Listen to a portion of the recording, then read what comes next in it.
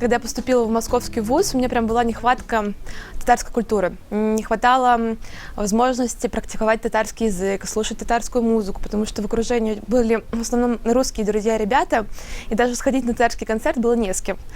И потом, когда я узнала о такой возможности, о таком сообществе, где собираются, опять же, молодые люди, с кем ты можешь петь татарские песни, обсудить татарскую культуру, попробовать татарскую выпечку. Тут очень много проходит мастер-классов, и здесь собралось очень много разных людей. И, знаете, это общая история, что вы татары, как-то вас сближает и делают какую-то постоянную взаимопомощь. И это очень здорово, и с каждым годом связь с ребятами из штаба, которыми познакомились там несколько лет назад, она уже не просто вы знакомы, а уже перерастает в очень сильную и крепкую дружбу. Это очень-очень ценно. Барыгызга исәнмесез, хәерле көн. Я в штабе ТТ не в первый раз. Мне очень приятно здесь находиться. Всегда дружественная атмосфера, приятные люди, знакомства важные. Желаю от всей души процветания штабу Татар, чтобы он также развивался, также увеличивался в объемах, успехов и всего самого наилучшего.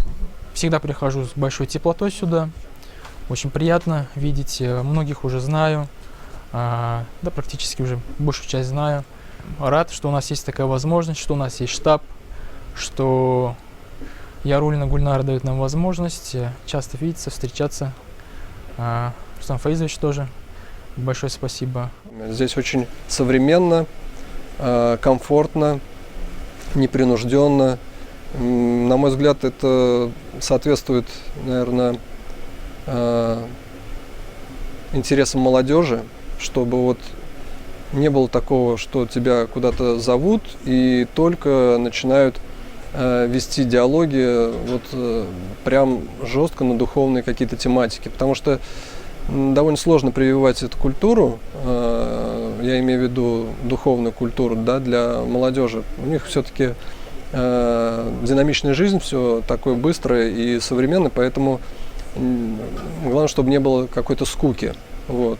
Я также начинал в свое время сначала с посещения мечети. У нас, родом я из Твери, и у нас был, так скажем, имам назначен современный из молодых выпускников. И вот он организовывал встречи молодежи на мечети в виде занятий арабского языка, занятий по исламу, и в то же время это проходили чаепития. Это мне очень понравилось в тот период.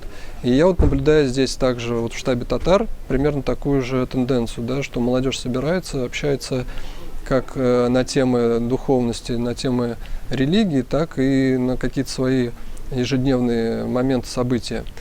А вот то, что ифтар здесь проводим, ну, всем известно, что в Москве много мест, где можно проводить ифтары, как и при мечетях, когда это организовано за счет, так скажем, бюджета организаций мечетей и сообществ, так и просто в кафе можно встретиться, да, тоже молодежь сама это организует. Но везде есть свои нюансы. В штабе мне понравилось, потому что я уже второй раз на ифтаре. Мне понравилось то, что публика собирается, в большинстве своем знают друг друга.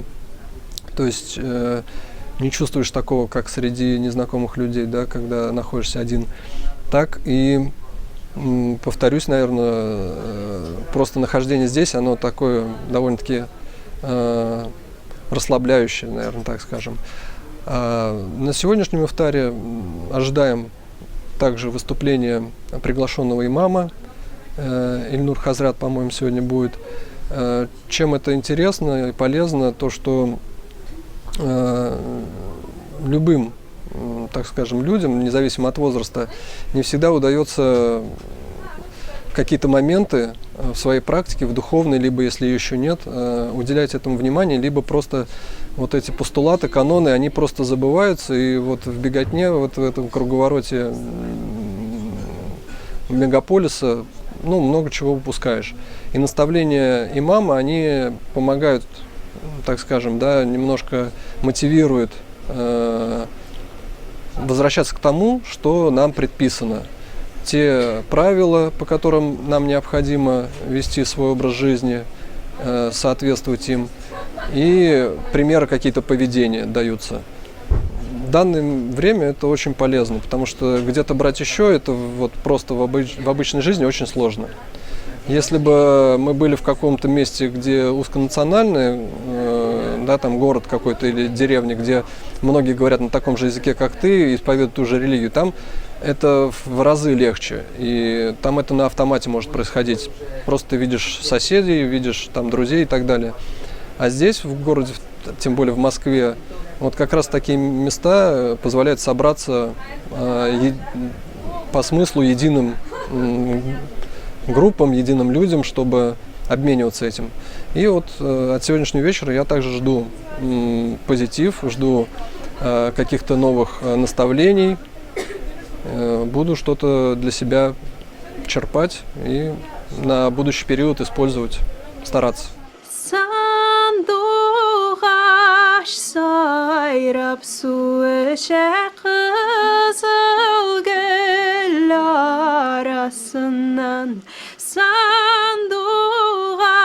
sayrap su eşe kızıl gül arasından İrten tırıp hatlar güdem sin dostum tarafından İrten tırıp hatlar güdem sin dostum tarafından Allarısa güllerse idil boya tuğayda Sağınmaz kişiler bulmaz sağınsan da tüzeyde Sağınmaz kişiler bulmaz sağınsan da tüzeyde